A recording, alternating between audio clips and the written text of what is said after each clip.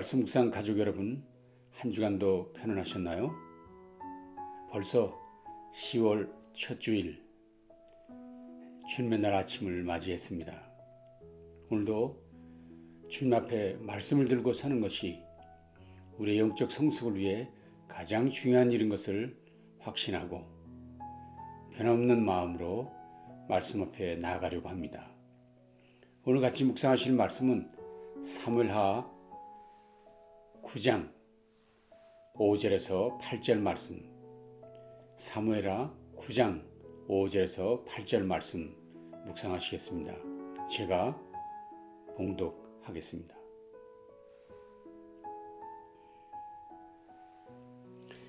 다윗 왕이 사람을 보내어 로드발 암미엘의 아들 미갈의 집에서 그를 데려오니 사울의 손자 요나단의 아들 무비보셋이 다윗에게 나와 그 앞에 엎드려 절하매 다윗이 이르되 무비보셋이여 하니 그가 이르기를 보소서 당신의 종이니이다. 다윗이 그에게 이르되 무서워하지 말라. 내가 반드시 내 아버지 요나단으로 말미암아 내게 은총을 베풀리라. 내가 내 할아버지 사울의 모든 밭을 다 내게 도로 주겠고 또 너는 항상 내 상에서 떡을 먹을지니라 하니 그가 절하여 이르되 이 종이 무엇이기에 왕께서 죽은 개 같은 나를 돌아보시나이까 하니라.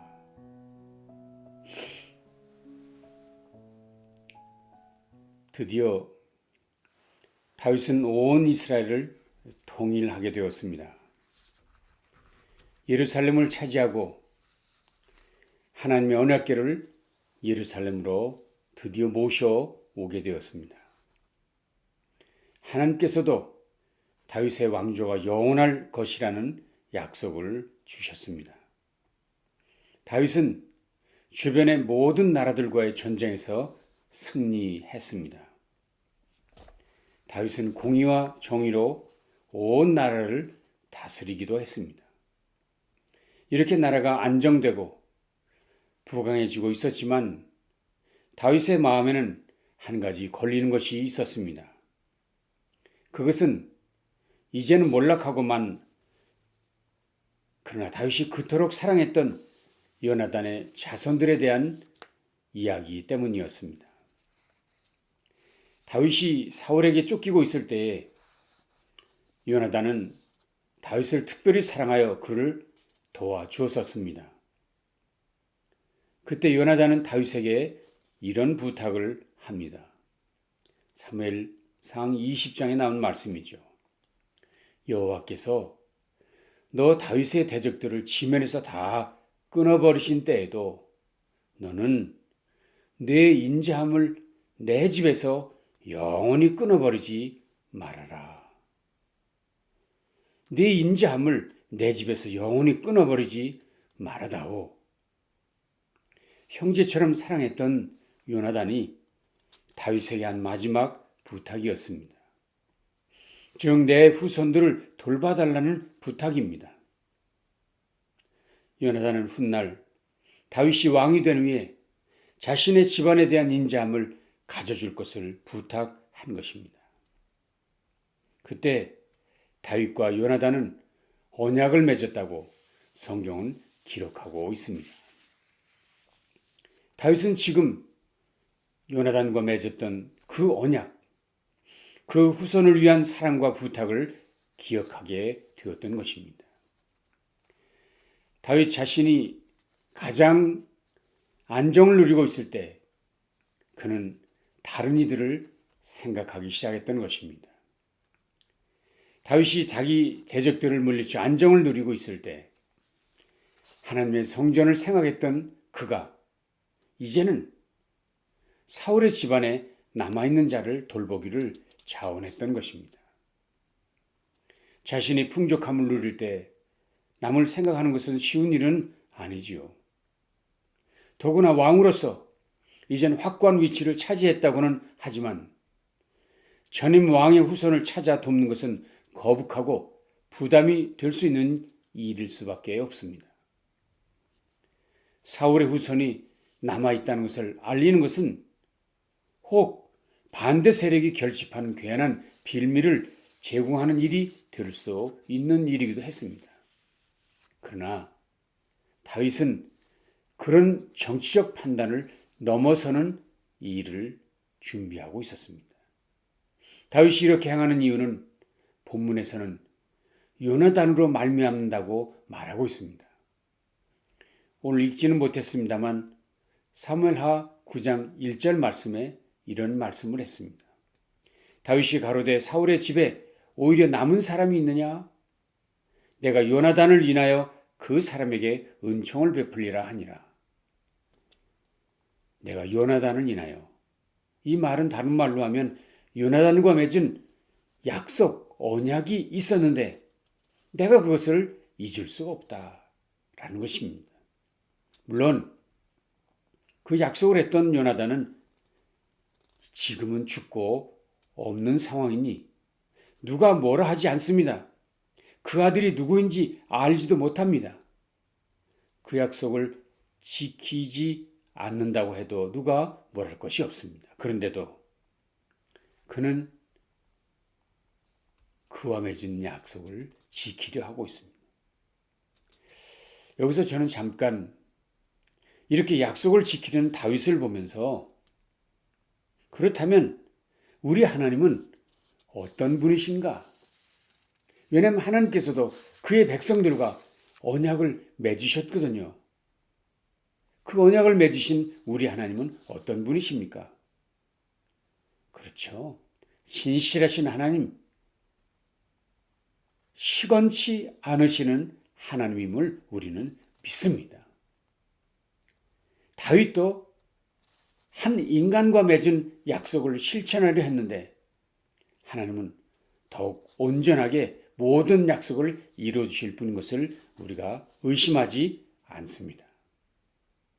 이제 다윗은 실제로 사울의 집안 사람 중 살아남은 사람이 있는지를 찾기 시작합니다. 드디어 다윗은 사울의 집안을 섬겨오던 종이었던 시바라는 사람을 찾아냈습니다. 그리고 그를 통해 사울 집안에 남아있는 사람을 마침내 찾아냈습니다. 그게 바로 요나단의 아들 무비보셋이었지요.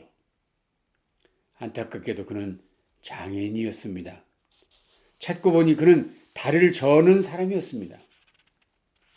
그가 다리를 절게 된 이유에 관하여 사무엘하 4장은 자세하게 설명하고 있습니다. 즉 사울과 요나단이 길보아 산에서 죽었다는 소식이 들려졌을 때 요나단의 유모가 어린아기 무비보셋을 안고 도망가다 마음이 급하여 그만 그 어린아기를 떨어뜨리고 만 것입니다. 그때 떨어졌던 아기, 그의 두 다리가 부러져 버렸습니다. 결국 그는 평생 다리를 절게 되었다고 성경은 설명하고 있습니다. 자, 보십시오. 이 무비보셋은 몰락한 왕조의 자손이자 당시의 기준으로 볼 때 비천한 취급을 받을 수밖에 없었던 장애인이었습니다. 무비보셋이란 사람은 하루하루를 연명하는 삶을 살 수밖에 없었습니다. 심지어 목숨을 위협받는 상황에 놓일 수밖에 없습니다. 왜냐하면 역사를 보면 대부분의 경우 왕권의 안정을 위해 이런 사람들을 모두 죽이는 경우가 허다했기 때문입니다.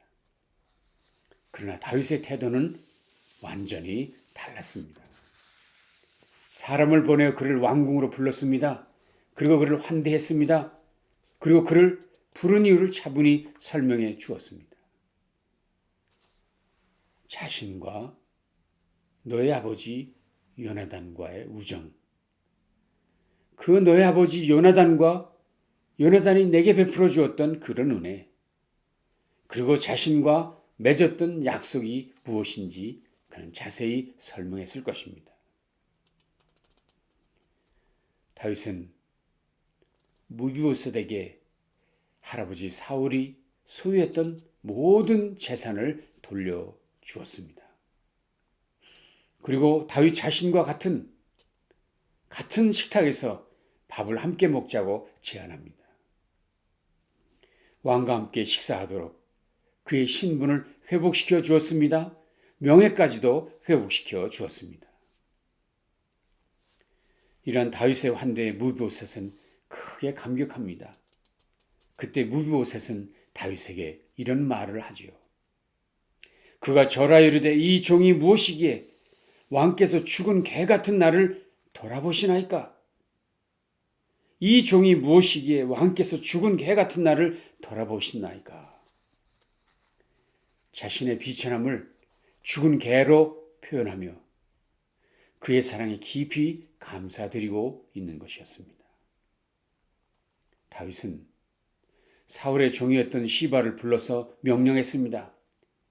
이 무비보셋에게 사울의 모든 유산과 그 집안 재산을 몰로 돌려준 것은 물론이지만 시바, 그 너의 모든 가족들, 종들과 더불어 이 무비보셋을 섬기도록 명령을 했습니다. 드디어 무비보셋은 왕자들과 똑같은 대접을 받으며 예루살렘에서 지내게 되었던 것입니다.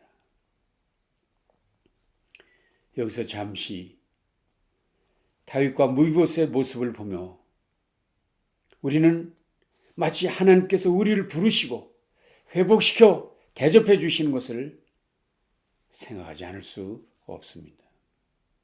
사실 무비보셋에 대해서 뒤이어 소개되는 이야기를 살펴보면 무비보셋은 다윗으로부터 이런 환대를 받을 만한 자격이 있는 사람은 아니라는 것을 알 수 있습니다. 왜냐하면 훗날 다윗이 아들 압살롬에 의해 왕궁에서 쫓겨날 때 어쩐 일인지 무비보셋은 다윗과 동행하지 않습니다. 물론 그의 불구된 몸이 다윗과 동행을 가로막았다고 변명은 하고 있지만 그의 얘기가 석연치 않습니다. 뿐만입니까? 이 무비보셋과 다윗 사이에 끼어있는 시바라는 종, 그도 올바른 사람이라고는 볼 수가 없습니다. 왕과 주인 무비보셋의 중간에 끼어들어 두 사람 사이를 이간질하고 거기서 이익을 취한 자이기 때문입니다. 그런데도 무비보셋에게 은총을 베풀었던 것처럼 이 시바에게도 다윗은 은총을 베풉니다. 끝없이 용서합니다. 다윗 주변의 사람들 모두가 옳지 않았는데 끝없이 용서합니다. 다윗은 처음부터 끝까지, 다시 말하면 훗날 다윗이 압살롬의 반란을 진정시키고 왕궁으로 돌아왔을 때 다윗은 무비보셋을 다시 만나지만 그를 문책하지 않습니다. 왜 나를 따라오지 않았냐? 내가 이야기 들으니까 너 이상한 이야기 들이는데 그렇게 묻지 않았습니다. 오히려 그에게 필요한 부품을 허락해 주었다고 성경은 기록하고 있습니다. 끝까지 주는 자 다윗, 속아도 또 주는 자 다윗, 배반당해도 또 주는 자 다윗. 그런데 알고 보니 이런 사랑, 이런 자비는 지금 우리가 오늘날까지 받고 있는 하나님의 사랑, 그것이 아닐까 하는 생각 드는 것입니다. 우리도 우리의 배반도 수없이 반복되고 있습니다. 우리가 얼마나 많이 예수님의 마음에 상처를 내고 예수님의 손과 발의 못을 받고 그 심장에 창을 찌른 일을 한 일이 한두 번이 아니었습니다. 그러나 그분은 또다시 우리를 품어주시고 또다시 은총을 베풀어 주시는 한없는 사랑이 풍성한 그분인 것을 우리는 다시 깨닫습니다. 다윗이 어떤 경우에도 그 약속을 포기하지 않은 것처럼 하나님은 그의 백성과 맺으신 약속을 결코 변개하신 일이 없으십니다. 늘 언제나 연약한 자를 돌보시고 감싸 안으시고 회복시키시고 존귀 여기신 분이 우리 하나님 아버지이시지요. 성경에 보니 이렇게 쓸모없는 우리를 위해 놀라운 일을 준비하셨다고 주님은 말씀하셨습니다. 누가복음이지요. 내 아버지께서 나라를 내게 맡기신 것 같이 나도 너희에게 맡겨 너희로 내 나라에 있어 내 상에서 먹고 마시며 또는 보좌에 앉아 이스라엘 12지파를 다스리게 하려 하느라. 다윗이 무비보셋에게 했던 것 그 이상의 것을, 아니 이스라엘 12지파를 다스리게 한다는 하나님 예수 그리스도 그 곁에 우리를 두시고 이 놀라운 이루실 것을 약속하셨습니다. 이것이 성도가 하나님께로부터 받은 은총, 무한한 사랑, 끝없는 은총, 다음은 자비함이 아닐까요? 그러므로 우리는 이 시간 이 한량없는 하나님의 은총 앞에서 마치 무비보셋과 같은 고백을 우리도 주님께 드리는 것이 마땅하지 않을까요? 우리 모두가 하나님 앞에 죽은 개 같은 존재임이 분명하지 않습니까? 하나님의 은혜가 아니면 구원의 가망은 전혀 없는 우리들이 아닙니까? 그런 우리에게 은총을 베푸셔서 왕의 상에서 먹고 마시게 하셨으니 얼마나 놀라운 은혜를 우리 가운데 주신 것입니까? 누구의 덕입니까? 누구 때문입니까? 오직 예수 그리스도 그분의 십자가 사랑 때문이었습니다. 자, 그렇다면 이제 우리의 삶의 모든 초점, 우리의 삶의 모든 삶의 중심 누구에게 두어야 하겠습니까? 예수 그리스도 그분에게 맞추는 것이, 맞추면서 하는 것이 당연한 일이 아닐까요? 저는 오늘 말씀을 정리하면서 두 가지를 결심하자고 여러분께 요청하고 싶습니다. 첫째는 우리 주님께서 우리를 진정 이처럼 회복시켜 주셨다는 이 놀라운 사실을 결코 잊지 말아야 한다는 것입니다. 어떤 경우에도 어떤 형편에서도 이 하나님의 사랑, 내가 받은 하나님의 사랑, 내가 누린 하나님의 은총을 잊지 말아야 합니다. 자격 없는 우리를 구원해 주지 않았습니까? 의의 옷을 입혀주지 않았습니까? 주님의 자녀로 우리를 불러주지 않았습니까? 우리가 받은 이 은혜, 이 사랑이 너무나도 크지 않습니까? 그 은혜를 결코 잊지 말아야 합니다.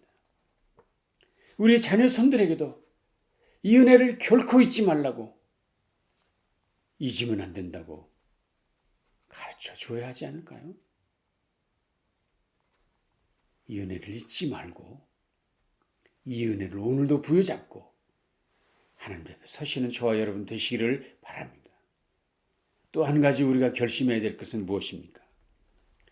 우리가 이러한 하나님의 사랑, 환대의 삶을 받았다면 나만 누릴 것이 아니라 이젠 우리의 이웃에게도 베풀어야 되지 않을까요? 다윗이 그렇게 했습니다. 무비보셋에게,